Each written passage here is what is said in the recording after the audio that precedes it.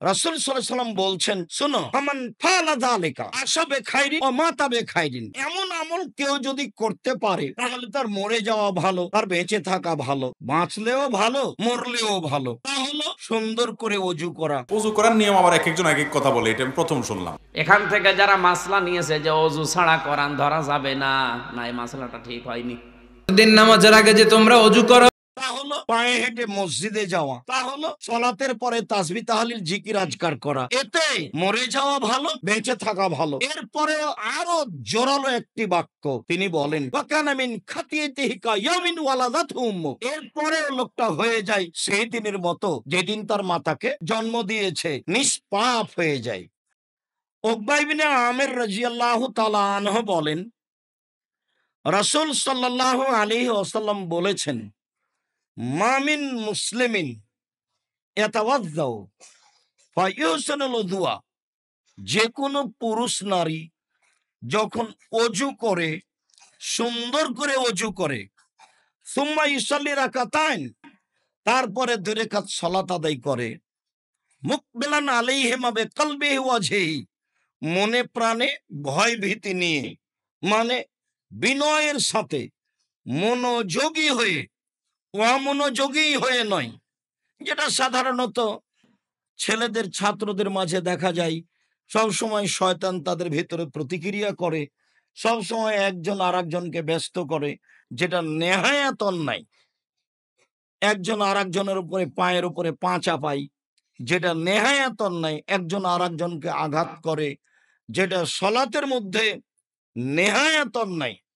এটা একটা আদব কায়দার ব্যাপার আছে জরুরিভাবে, কেননা ইবাদতের জগতে এটাই হচ্ছে ভিন্ন ধরনের ব্যতিক্রম বিশেষ ইবাদত, যার পদ্ধতির ব্যাপারে রাসূল সাল্লাল্লাহু আলাইহি সাল্লাম অনেক কথা বলেছেন। তাতে তিনি একবার বলেছেন যে, রাসূল সাল্লাল্লাহু আলাইহি সাল্লাম বলেন, as-salatu salasatu aflasin, সালাত 3 ভাগে বিভক্ত। as-salatu salasatu aflasin, সালাত 3 ভাগে বিভক্ত। আত-তাহুরু সুলুসুন, ওযু হলো 3 ভাগের 1 ভাগ। ও রুকুও সুলুসুন, রুকু হলো 3 ভাগের 1 ভাগ। ও সুজুদু সুলুসুন, সিজদা হচ্ছে 3 ভাগের 1 ভাগ। ফামান আদ্দাহা বিহাক্কিহা, যেই এইগুলিকে ঠিক ঠিক আদায় করলো, কবিলাত সালাতুহু ওয়া কবিলা সাইরু আমালিহি, তাহলে তার সালাত কবুল করা হবে, তার সব আমল কবুল করা হবে। ওয়াইন রুদ্দাত আলাইহি সালাতুহু, আর যদি সালাত তার উপরে প্রত্যাখ্যান করা হয়, তার নিয়মের কারণে যদি সালাত কবুল না হয়, তাহলে রুদ্দা আলাইহি সাইরু আমালিহি, তার সব আমল প্রত্যাখ্যান করা হবে। অত্র হাদিস স্পষ্ট প্রমাণ করে যে অবশ্যই অজু ভালো হতে হবে, অবশ্যই রুকু ভালো হতে হবে, অবশ্যই সিজদা ভালো হতে হবে, অন্যথায় সালাত কবুল হবে না, অন্যথায় বাকি ইবাদতও কবুল হবে না। বিষয়টি বেশি ভাববার। আব্দুল্লাহ ইবনে আব্বাস রাদিয়াল্লাহু তাআলা আনহু বলেন, রাসূল সাল্লাল্লাহু আলাইহি সাল্লাম একদা বললেন, আল্লাহ তাআলা বলেন, মানে হাদিসে কুদসি, আমাদের নবী বলছেন, আল্লাহ তাআলা বলেন, ইয়া মুহাম্মদ হাল তাদরি ফিমা ইয়াখতাসিমুল মালাউল আলা। মুহাম্মদ, আপনি কি বলতে পারেন ওপরে কি বিষয়ে হইচই হচ্ছে? উল্লেখ্য যে আল্লাহ আমাদের নবীকে মুহাম্মদ নাম ধরে ডেকেছেন। জিবরাইল আলাইহিস সালাম আমাদের নবীকে মুহাম্মদ বলে নাম ধরে ডেকেছেন। সাহাবীগণ বলতেন, ইয়া রাসূলুল্লাহ, হে আল্লাহর রাসূল। তারা বলতেন, আল্লাহ রাসূল বলেছেন, আল্লাহ রাসূল দিয়েছেন, আল্লাহ রাসূল করেছেন, আল্লাহ রাসূল খেয়েছেন। দুঃখজনক হলেও সত্য যে এই শব্দগুলি ছেড়ে দিয়ে ভারত, বাংলাদেশ, পাকিস্তানের আলেম ওলামা, সাধারণ মানুষ বলে হুজুরে পাক সাল্লাল্লাহু আলাইহি সাল্লাম বলেছে। হুজুরে পাক মানে, হুজুর মানে আল্লাহ রাসূল হাজের কোনোদিন মরবেন না, হাজের নাজের। যার কারণে মিলাদ বলার সময় তারা দাঁড়িয়ে যায়, মানে নবী চলে এসেছে। হুজুরে পাক বলার ভিতরে খুব দুর্বল কিছু রয়ে গেছে। হুজুরে পাক বলবে কেন? বলবে আল্লাহ রাসূল বলেছেন, রাসূল সাল্লাল্লাহু আলাইহি সাল্লাম বলেছেন, আল্লাহ রাসূল করেছেন, যেই ভাষা সাহাবীগণ ব্যবহার করেছেন, তাবেঈগণ ব্যবহার করেছেন, তাবেঈগণ ব্যবহার করেছেন, সে ভাষাই সকল মানুষকে ব্যবহার করতে হবে। যে ভাষা সালাফ খালাফ অতীতের লোকজন ব্যবহার করেছেন, সলেহ পরহেজগার মানুষেরা, সেই ভাষাই আমাদেরকে ব্যবহার করতে হবে। হুজুরে পাক সাল্লাল্লাহু আলাইহি সাল্লাম এই ভাষা জরুরিভাবে ত্যাগ করতে হবে। আল্লাহ তাআলা আমাদের নবীকে বলেন, মোহাম্মদ আপনি কি বলতে পারেন উপরে কি নিয়ে হইচই হচ্ছে? তা আমাদের নবী সরাসরি বললেন, নাম, জি হ্যাঁ আমি বলতে পারি। ফিল কাফারা, উপরে হইচই হচ্ছে কিভাবে আদমের ছেলেমেয়ের পাপ মিটে যাবে, এই নিয়ে কথা হচ্ছে। কি করলে আদম সন্তানের পাপ মিটে যাবে, এই নিয়ে কথা হচ্ছে। তা হচ্ছে যে আল মাকসু ফিল মাসাজিদ বাদা সালাওয়াত, সালাতের পরে মসজিদে বসে বসে তাসবিহ তাহলিল জিকির আজকার করলে আদমের ছেলেমেয়ের পাপ মিটে যাবে, এই নিয়ে কথা হচ্ছে উপরে। সালাম ফিরার পরে দাঁড়ানো হবে না, এইটা খারাপ অভ্যাস, এই খাসলাত, এই বৈশিষ্ট্য খারাপ। সালাতের পরে বসে বসে তাসবিহ তাহলিল জিকির আজকার করতে হবে, যা অনুকূলে হয়। এই করলে পাপ মিটে যাবে, মান বেড়ে যাবে, এই নিয়ে কথা হচ্ছে। দুই, অল মাশিয়াল আকদামেল আল জামা, পায়ে হেঁটে মসজিদে গেলে, জামাতে গেলে পাপ মিটে যাবে, মান বেড়ে যাবে, এই নিয়ে উপরে কথা হচ্ছে। ওয়াইসবাগুল ওযু আলাল মাকারিহি, ভালো করে কষ্টের সময়, ঠান্ডা পানির সময় অজু করতে হবে, তাহলে পাপ মিটে যাবে, মান বেড়ে যাবে, এই নিয়ে উপরে কথা হচ্ছে। তাহলে পূর্বে দ্বিতীয় হাদিসে যা বলছিলাম সেটি আবার ফিরে আসলো। তা হলো আদম সন্তানের পাপ মিটে যাবে, মান বেড়ে যাবে কি করলে? মান বেড়ে যাবে, পাপ মিটে যাবে কি করলে? তাতে আজকের আলোচনা হিসাবে 1 নম্বরে সুন্দর করে ওযু করলে পাপ মিটে যাবে, মান বেড়ে যাবে। 2 নম্বরে পায়ে হেঁটে মসজিদে গেলে পাপ মিটে যাবে, মান বেড়ে যাবে। 3 নম্বরে সালাতের জন্য অপেক্ষা করলে পাপ মিটে যাবে, মান বেড়ে যাবে। পাপ মিটে যাবে, মান বেড়ে যাবে। বা মসজিদে বসে বসে তাসবিহ তাহলিল জিকির আজকার করলে পাপ মিটে যাবে, মান বেড়ে যাবে। এই পর্যন্ত বলার পরে রাসূল সাল্লাল্লাহু আলাইহি সাল্লাম বলছেন, শোনো, ফামান ফাআলা যালিকা আশা বেখাইরিন ও মাতা বেখাইরিন, এমন আমল কেউ যদি করতে পারে তাহলে তার মরে যাওয়া ভালো, তার বেঁচে থাকা ভালো।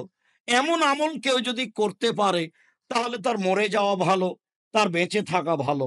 এমন আমল কেউ যদি করতে পারে তাহলে তার মরে যাওয়া ভালো, বেঁচে থাকা ভালো, বাঁচলেও ভালো, মরলেও ভালো। তা হলো সুন্দর করে অজু করা, তা হলো পায়ে হেঁটে মসজিদে যাওয়া, তা হলো সালাতের পরে তাসবিহ তাহলিল জিকির আজকার করা। এতে মরে যাওয়া ভালো, বেঁচে থাকা ভালো। এরপরে আরো জোরালো একটি বাক্য তিনি বলেন, ওয়াকানা মিন খাতিয়াতিহি কায়ামিন ওয়ালাদাতহু উম্মু, এরপরে লোকটা হয়ে যায় সেই দিনের মতো যেদিন তার মাতাকে জন্ম দিয়েছে, নিষ্পাপ হয়ে যায়। এরপরেও সেই লোকটি হয়ে যায় সেই দিনের মতো যেদিন তার মাতাকে জন্ম দিয়েছে, নিষ্পাপ হয়ে যায়।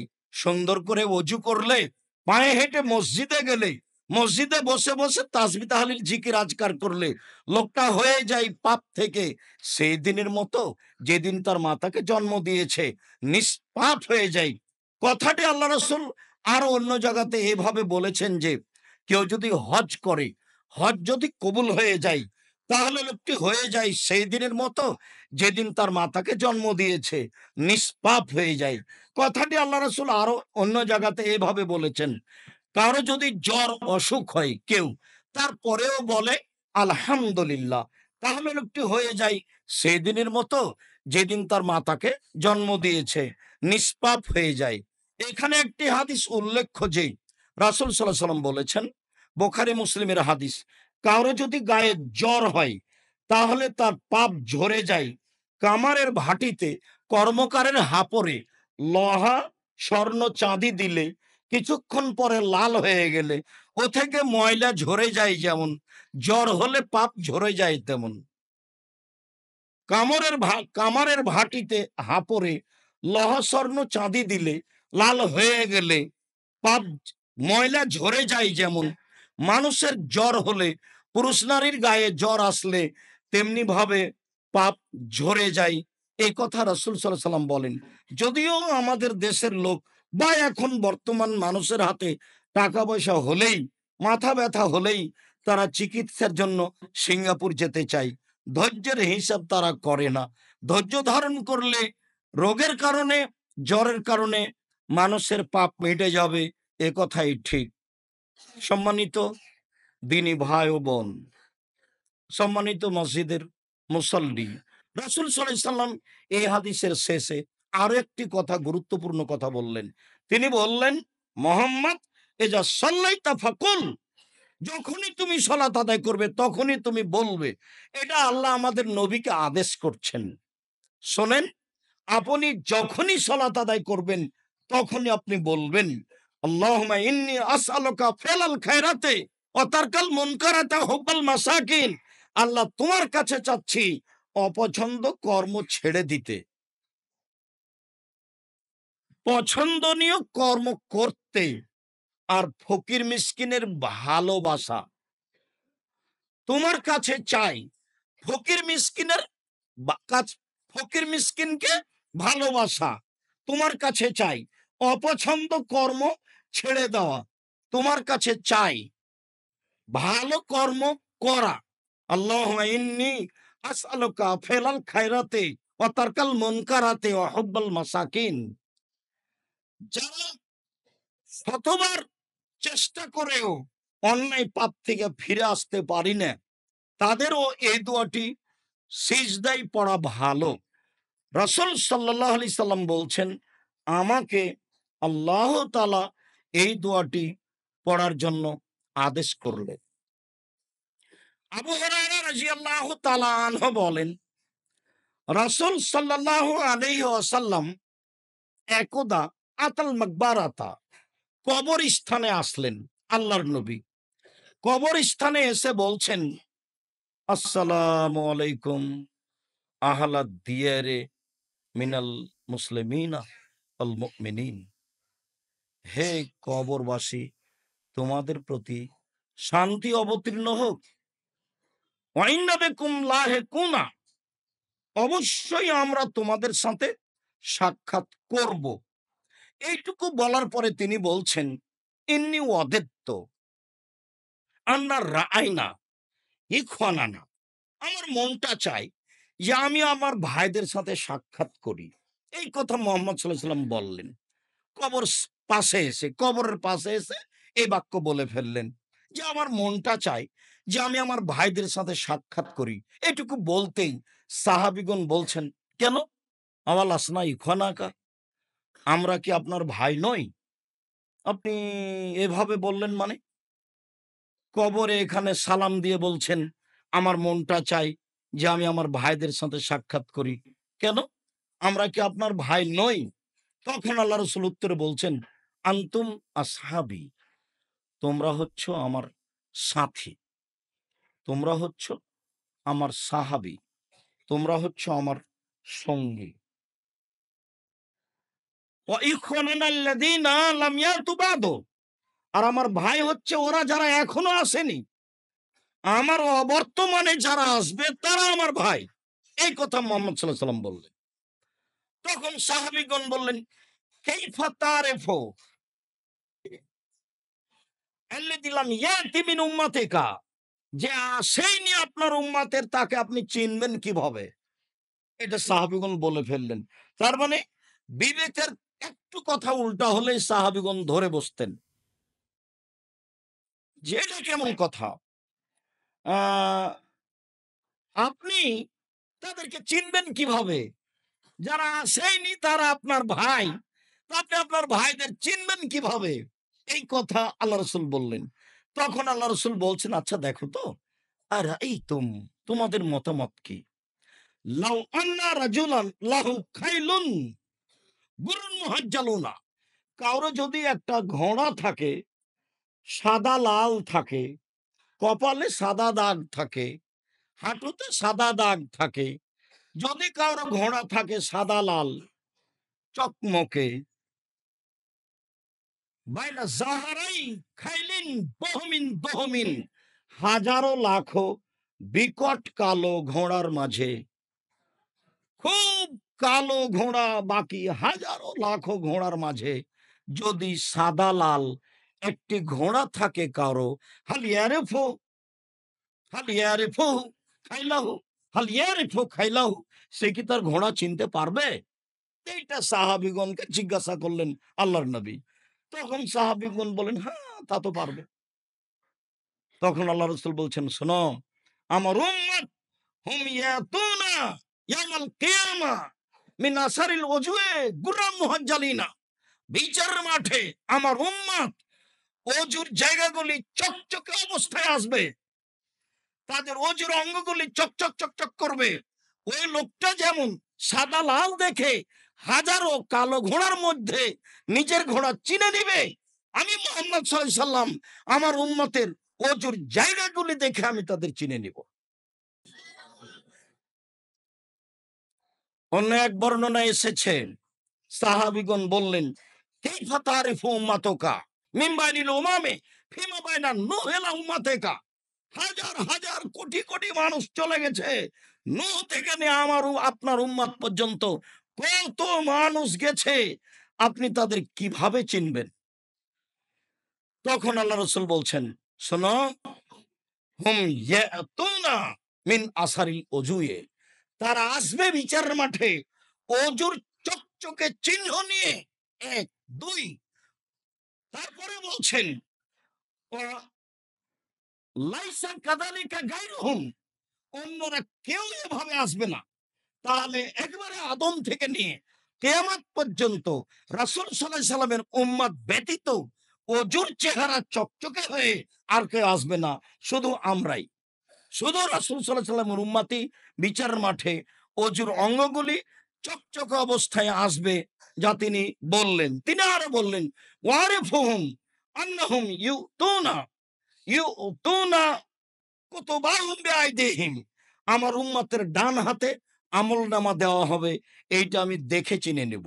আবার বলছেন, ওয়ারিফুহুম তাসানা বাইনা আইদিহিম যুরিয়াতুহুম তাসা বাইনা আইদিহিম যুরিয়াতুহুম, তাদের সামনে তাদের ওইসব ছোট ছোট ছেলে মেয়ে যেগুলো বাল্য অবস্থায় মারা গেছে, তারা ছুটাছুটি করবে, আমি এইটা দেখে আমার উম্মত চিনে নিব। তাহলে তিনি তার উম্মতকে চিনে নেওয়ার তিনটি চিহ্ন আলামত উল্লেখ করলেন। তার একটা হলো এই, যে আমাদের নবী মুহাম্মদ সাল্লাল্লাহু আলাইহি সাল্লামের উম্মত বিচারের মাঠে আসবে অজুর চিহ্নগুলি চকচকে চকমকে অবস্থায়, যা দেখে আল্লাহর নবী আমাদেরকে চিনে নেবেন। দুই, আমাদের ভালো মানুষের হাতের ডান হাতে আমলনামা দেওয়া থাকবে, এইটা দেখে তিনি চিনে নেবেন এগুলি আমার উম্মত। তিন, যারা আমরা ভালো বাল্য অবস্থায় ছেলে মেয়ে মারা গেছে, এই ছেলে মেয়েগুলি বিচারের মাঠে তাদের সামনে ছোটাছুটি করবে, এইটা দেখে রাসূল সাল্লাল্লাহু আলাইহি সাল্লাম চিনে নেবেন এইটা আমার উম্মত। সম্মানিত মসজিদের মুসল্লি, আমরা আজকে অজুর ফরজিয়ত নিয়ে আলোচনা করছিলাম। এইগুলি আমরা অবশ্য ধারাবাহিকভাবে পেশ করেছি মিরপুর ১২ পল্লবী দাওয়াত সেন্টারের নিয়মিত জুমার খুতবায়। এগুলো যান্ত্রিকভাবে ধরা হয়েছে, সেগুলো আপনারা ইচ্ছা করলে সময়ের গতিতে সহজেই দেখতে পারেন। বিষয়ভিত্তিক আমরা নিয়মিত আলোচনা পেশ করেছি। আজকের আলোচনায় আমরা উপস্থিত যারা মসজিদে আছেন তাদের জোরালোভাবে বলছি যে সুন্দরভাবে অজু করবেন। আব্দুল্লাহ ইবনে মুকাফফা রাদিয়াল্লাহু তাআলা আনহু বলেন, রাসূল সাল্লাল্লাহু আলাইহি সাল্লাম বলেছেন, ইয়াকুনু ফি হাযিল উম্মাহ কওমুন ইয়াতাদুনা ফিত তুহুরে ওয়াদ দুআয়ে, অচিরে আমার উম্মত আমার পরে এমন হয়ে যাবে, তারা অজুতে সীমা লঙ্ঘন করবে আর দোয়াতে সীমা লঙ্ঘন করবে। দোয়াতে সীমা লঙ্ঘন করা হচ্ছে চিৎকার করে দোয়া করা, যেটা আমাদের দেশে ফরজ সালাতের পরে বিভিন্ন জায়গাতে ইমাম মুক্তাদি হয়ে থাকে। এটা হলো চিৎকার করে দোয়া করা, মানে দোয়াতে সীমা লঙ্ঘন করা। আর আমাদের পানি ব্যবহারের সীমা লঙ্ঘন হবে, যেটা আমরা করছি। কাজে আমরা এখানে জামিয়ার ছাত্রদেরকে বিশেষভাবে বলতে চাই যে তোমরা যখনই ট্যাপটা ছাড়ছ তখন স্বাভাবিকভাবে ছাড়তে হবে, যাতে করে তোমার অজু করা সহজ হয়। এমনি তুমি ছেড়ে দিলে পানি আসতেই থাকছে, এটা তোমার জন্য ক্ষতি। এটা নেয়ামত, একটা পানি আল্লাহর অনেক বড় নেয়ামত, সেইটাকে তুমি অপচয় করছো, নষ্ট করছো, মানে অপমান করছো। এই নেয়ামতকে অপমান করলে ফলাফল তোমাকেই ভোগ করতে হবে। এইটুকু হিতাহিত জ্ঞান, বিবেক বিবেচনা তোমার ভিতরে থাকতে হবে।